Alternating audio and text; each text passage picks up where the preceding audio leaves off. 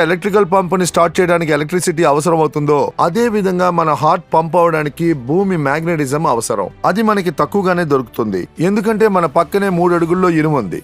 మన హార్ట్ ఒక నిమిషానికి దాదాపు 70 నుంచి 80 సార్లు కొట్టుకుంటుంది. అది కొట్టుకుంటున్నప్పుడల్లా 75 నుంచి 80 ml బ్లడ్ ఫుల్ బాడీలోకి సర్క్యులేషన్ అవుతుంది. కానీ ఎప్పుడు ఇది దొరుకుతుందంటే చుట్టూ ఉన్న మ్యాగ్నెటిక్ ఎనర్జీ మనకు దొరికినప్పుడే. ఈ రోజు మ్యాగ్నెటిక్ ఎనర్జీ తక్కువగా ఉన్నందువల్ల హార్ట్ కి 75 to 80 ml బ్లడ్ సర్క్యులేట్ అవనందువల్ల 60, 50, 40 అని సర్క్యులేట్ అవుతుంది. ఇందువల్ల తక్కువ బ్లడ్ అన్ని ఆర్గన్స్ కి సర్క్యులేట్ అవుతుంది. అందువల్ల ఆర్గన్స్ అన్ని వీక్ అవుతున్నాయి.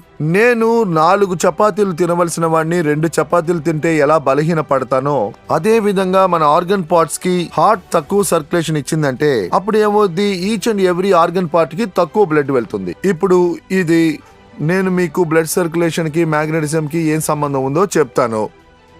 మన హార్ట్ పంప్ అవుద్ది. అది పంప్ అయ్యి each and every organ parts కి బ్లడ్ సెల్స్ కి ఆక్సిజనేటెడ్ బ్లడ్ ని సర్క్యులేట్ చేసే పనిని చేస్తుంది. ఇందులో ఉన్న ఆక్సిజన్ ఒకవేళ ఫినిష్ అయిందంటే అప్పుడు అందులో ఉన్నది హార్మ్ఫుల్ పాయిజన్ కార్బన్ డైఆక్సైడ్. దాంతో పాటు మన హార్ట్ లో 6 చేంబర్స్ ఉన్నాయి. 2 ప్యూర్ బ్లడ్ ని 2 ఇంప్యూర్ బ్లడ్ ని మేనేజ్ చేస్తాయి. మొదటిది ఆక్సిజనేటెడ్ బ్లడ్ ని సర్క్యులేట్ చేస్తుంది. ఇప్పుడు తిరిగి అందులోంచి డీఆక్సిజనేటెడ్ బ్లడ్ అంటే కార్బన్ డైఆక్సైడ్ బ్లడ్ ని మళ్ళీ